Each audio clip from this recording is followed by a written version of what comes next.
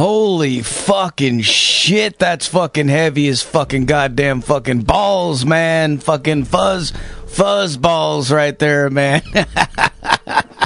Holy shit, man. What the fuck, dude? What the fuck, man? These motherfuckers, man. They're tripping me out, dude. Fucking, I'm just like, fuck, man. I can't believe it, man. Such a good fucking album, dude. Let's call these motherfuckers up right the fuck now and see what the fuck is going on in their world, man.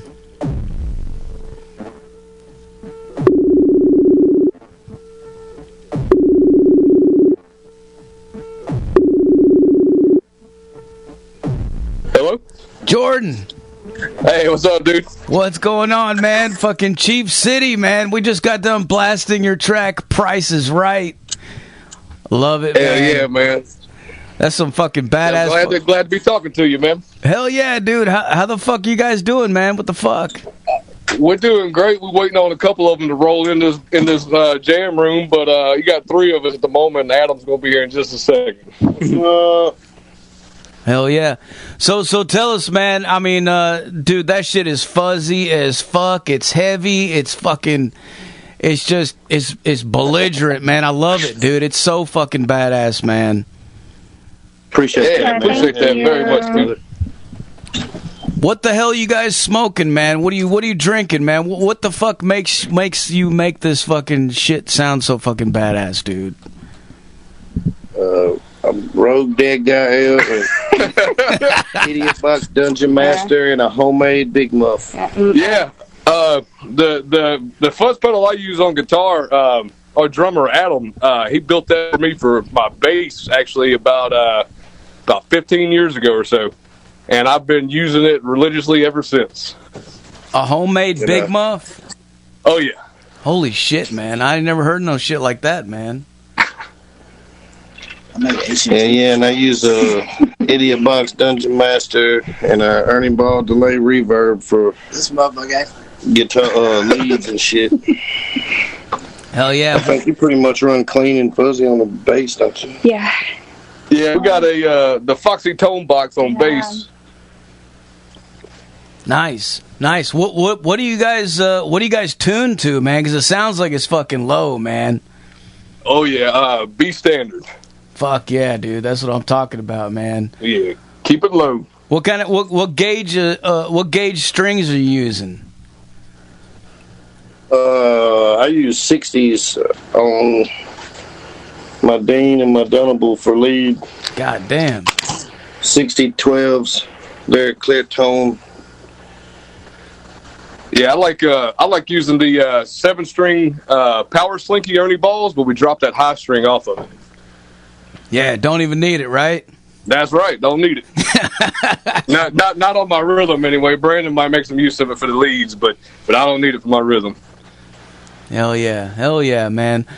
Well, I don't know, man. I mean, I was tripping out when I was listening to it, man. And I get sent so much fucking stuff, man. And I do PR for so many different bands, and I'm always, working on different stuff here and there. And sometimes I don't always get the time to just sit back and really listen to stuff. But recently, I did sit back and I really listened to your record, and I was just like, fuck, man, this is badass, man. Like, this is really... That's why you guys were on my fucking list for top fucking shits from fucking 2023, man. Yeah, man. Thank you. It means a whole lot. Those songs we worked on for a little while, man, and we feel like we need to go ahead and see them in history so we can start working on some new stuff. Well, you did it, man. So tell us, where are you guys from, and what's it like there?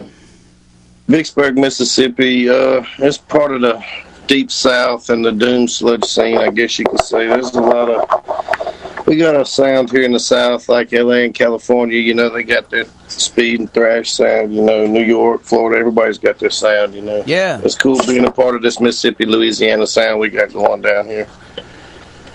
Well, I like it, man. And I'm in Jackson, Tennessee, so we ain't that far, man. Oh, nice. Hell yeah, man. Love to get up there. Yeah. Oh, fuck yeah, man. We me and Gina actually spent a little time up there not long ago. We got parents have moved up there a couple months ago. So we were in your neck of the woods a few weeks ago, actually. Yeah, we sure were. Yeah, if you guys ever want to come play around here, man, just let me know, dude. You know. What's up with the Metal Festival? Don't y'all have a big exactly? Yeah. festival? Yeah, the Tennessee Metal Devastation Music Fest, man. What's up with that? Pissing off Christians all over the fucking place, man. Fuck yeah. I saw that they tried to give you a lot of flack this past year. Yeah, man. First, they tried to shut us down the first year, and we did it at Beach Lake in Lexington, Tennessee. They kicked us out of that place after that. They wouldn't let us back there, even though we didn't cause no trouble. We didn't make no mess, nothing. But they were like, no, y'all can't come back here. So wow, man, that's bullshit. We have definitely played some places that didn't mean to invite us. You know what I mean? They're like, oh, what did we get into? But we came back this last year, and we did it here in Jackson, which is my hometown, and they fucking loved it, and there was no problem. I mean, there was people pissed off about it, but you know they couldn't. They weren't going to turn it down, man. They're like, nah, we see how much revenue this brings to the city. We're going to let it happen, so we're going to do it again this year, man. That's what's up, man. We're trying to bring the scene here. We're trying to get the scene kicked back up in Vicksburg here in Mississippi, because it's like, we feel like it's a good, man. There used to be so much underground metal here and so much going on, and it'd be a great spot if we could really get the scene keep growing and stuff, because we're in between New Orleans and Memphis and Houston and Atlanta and Birmingham and so many places. It would be a great crossroads for people to stop and visit and throw a one-off show or something, you know. Like, there's a lot to offer here.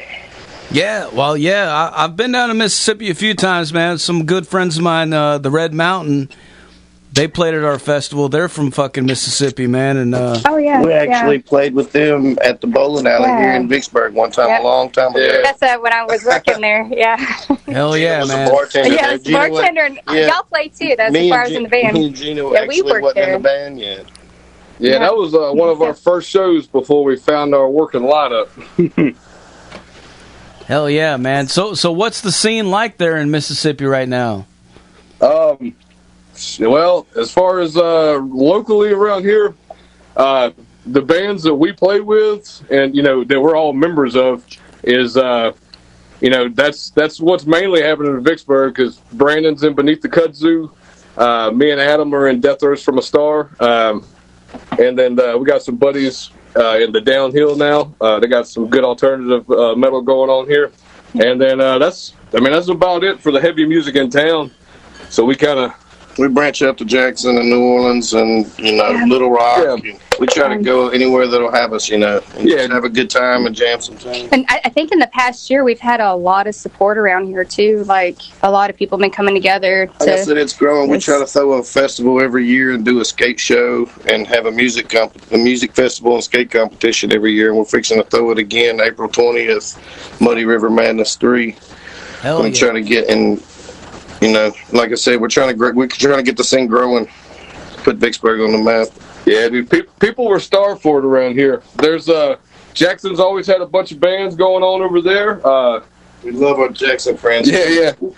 Definitely give a shout out to Die With Nature over there. But awesome, a lot of good bands out of Jackson. But, you know, we're just trying to make it happen here and connect with everybody. But yeah, folks, we ran the Doom Room years ago, and since then, there's just been a random show or two that, when Gina and Brandon worked at bowling alley, they let us play there, and then that closed down, and there's again just a dead zone. So we put on the festival, and then folks saw that we could make it happen, and then Nate and our friends mentioned in the Downhill, they got a hookup with the BB Club in town, and they've let us host shows, and it's awesome. It's a big, beautiful venue, big, beautiful ballroom, you know, and they let us do metal shows in there. Yep. Because I remember you're trying to get it big around here, Brandon, when we're working together, giving people a chance to get to play. That's not always heard. Man, that's what it's all about, man. Fucking exactly, man. Giving a chance to people that don't normally, because it's fucking hard, man. You know, like a lot of people, especially when it comes to like the mainstream or the FM radio and stuff like that, you know, they turn their noses up to all this kind of shit, man. But we gotta stick together, man. Like us motherfuckers in the underground, man. It's cool seeing how many young kids lately are still interested in metal and guitars and just different things, because things have changed since we all grew up. Oh yeah. We try to do old age shows here in town too, because like I said, trying future, man. That's for sure. Yeah. Trying to get the youngins around here into Doom and all that. Yeah. That was a big thing with us putting on our festival. Was we had to make it all ages, man, because we got kids and we know a lot of our friends. They got kids, man. Everybody, you want to bring your kids to the fucking shows, man. I can't tell you how many shows I don't get to go to because it's some place that don't allow kids, and I can't always find a babysitter, and that's right. Yeah, exactly. I understand. Yeah, man. But it's cool to see the kids out there, man, just having a good time, head banging and fucking learning about it and wanting to, get into that stuff, man. My daughter's found that it's a real tight-knit community, and she likes seeing so many, like nowadays you got so many more women jumping up there and doing vocals and playing instruments and stuff, and it shows my little girl that she's got a chance to do this stuff too, and she's not an outcast, and that's what really, that's one, my daughter really helps me, like, keep doing this. That's right. She's growing into it herself. Hell yeah. Yeah, they realize it can be for anybody that just really enjoys it. It doesn't really discriminate. It's whoever just likes it. Damn right, man. Well, tell us about your upbringings and stuff. Like what kind of shit you guys listened to that got you into metal, and what brought you to this place where you're at now. Who wants to start? Man, just a couple off the top of the head. Yeah. All right. So I got to give credit to a few people here. So my brother had a few Burn CDs that I keep taking from him, and his Led Zeppelin, Pink Floyd, and it's like 10 or so. Just getting into classic rock, and that Black Dog, listen to that, and rock and roll changed my life for sure. So that kind of shot me off in that direction, and then I had to be. I was probably 15 or so, and I went to the local record store here in town, Bebops, who our bandmate and Death Threats from a Star ran at the time. And Adam and some of our other buddies that are still in the scene here now, they were playing in a band called Buzzardstein, and that was my first taste of Doom, and it was awesome, and I was kind of sold on that ever since. So now me and him are making music together. It feels awesome. I'd say big influences around here for me would definitely be, your Acid Bath, Soylent Green, and Goat Whore. Then I got, a lot of thrash influences and stuff from Megadeth and Testament. And then Electric Wizard and stuff like that, of course, goes without saying. And a lot of stuff like that really brought me around into this kind of music and stuff. And I noticed that the South has a good, similar, fuzzy, doomy tone like that. And I was like, it really drew me in. Like I said, the South's got its sound, Yeah, it does.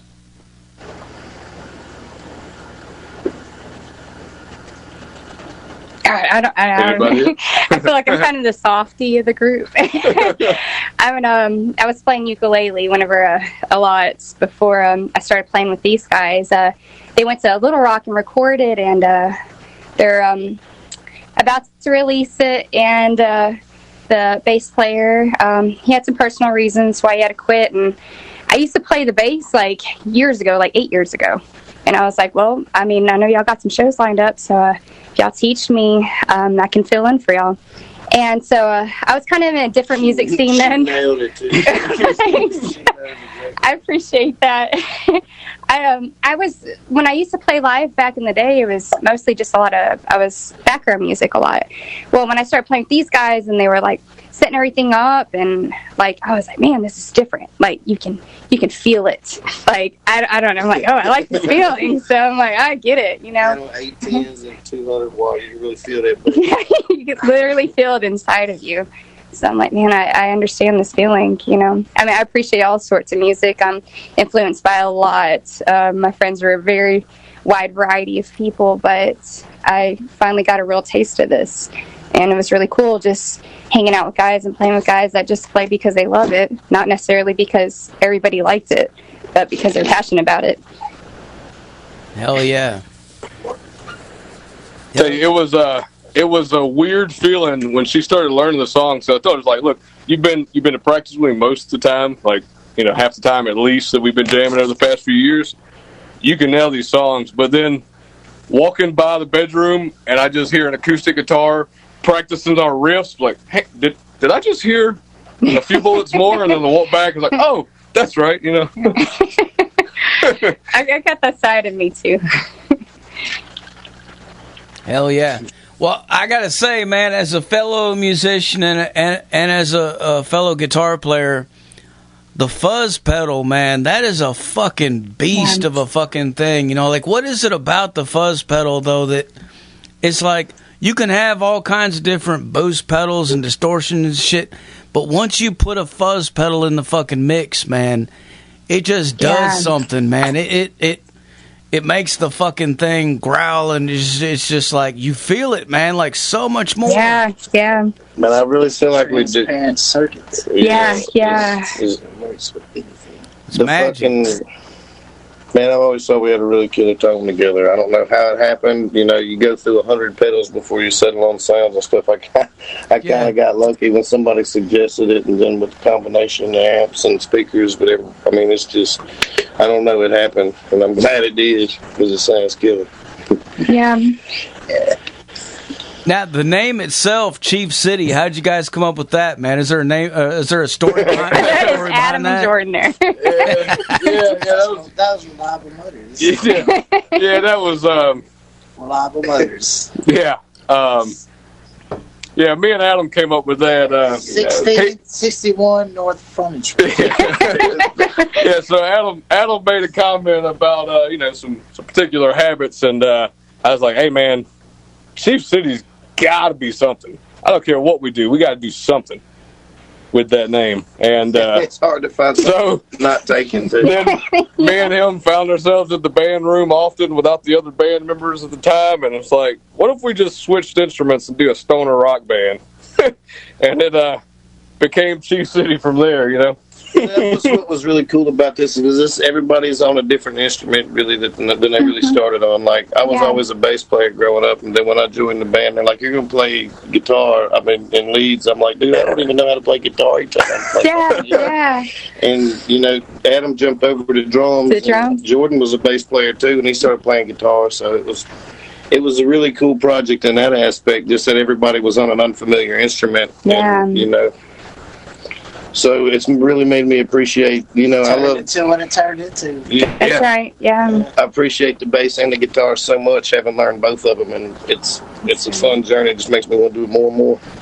So, so Chief City is a reference to weed. I'm not crazy like I was. No, you're not crazy. Okay. No comment. That's what I was thinking, man. I'm like, man, these motherfuckers chiefing, man. The whole fucking city's chiefing, man. Hell yeah, dude. That's what I'm talking about. I mean, people have come up and was like, hey, y'all like Kansas City Chiefs? I'm like, who? Don't know about all that now. It ain't that kind of chief. Well, yeah, man. Definitely the sound that you guys emit from your music, it totally works with the name. It all sounds together. It just works perfect, man. And the album art too. Like, who did the album cover for this, man? 'Cause that's really cool. That was you, Also the old So I took that picture one night. We played it was in, I guess, last June. We did a benefit show at the BB Club. And that's right. I walked out on the balcony and caught some cool pictures. And so it's got the old Capitol building. And one of our old jam rooms is actually at the bottom center of that picture.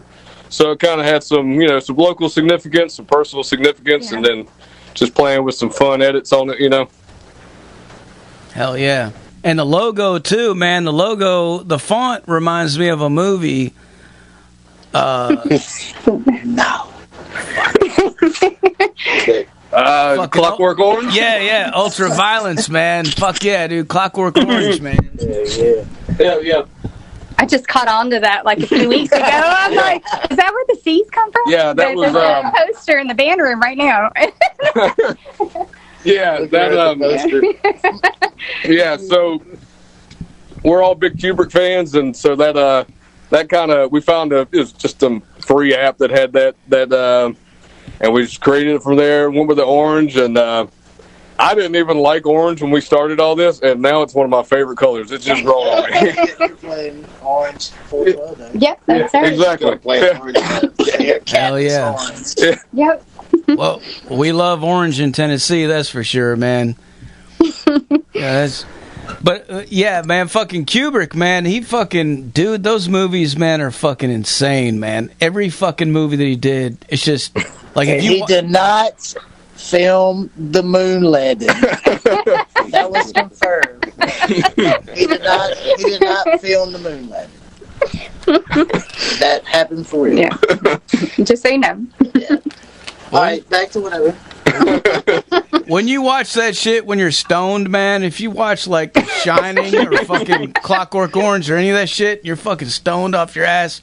When you watch that shit, man, you're like, what the fuck, man? Listen, this was made for motherfuckers being stoned. You know what I mean?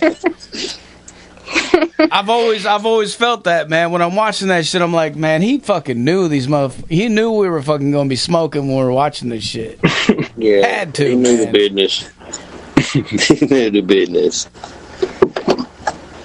Even that last one that he did, what was it? Eyes Wide Shut. Yeah. That's fucking crazy too, man. Yeah, that's a fucking that's trip, a great man. movie. Even though it's Tom Cruise, it's a good movie. It is. Yeah, it is. But I mean, you watch like how they're doing, you know, like in that mansion and shit, and all that crazy stuff going on. It's like, man, this is like some fucking Jeffrey Epstein fucking type shit, man. Like, you know what I mean? Like that's fucking scary, dude. Like, that's crazy. It is. Nah, we ain't talking about that shit. No, we'll leave that alone, man. But so what do you guys have planned out for the future, man? What's coming next, man? You guys got any videos or anything like that coming out? We've been pitching the idea, but that's about as far as we've got. So hey, if you know anybody that's into business for that, shoot them our way, man. That's right. Yeah. Love to talk to them. We do. Because like to do at least 1 or 2 off of that album, and then we got a handful of shows coming up, and then we're going to take a little break and try to knock out the next album a little quicker than we did that one. Yeah.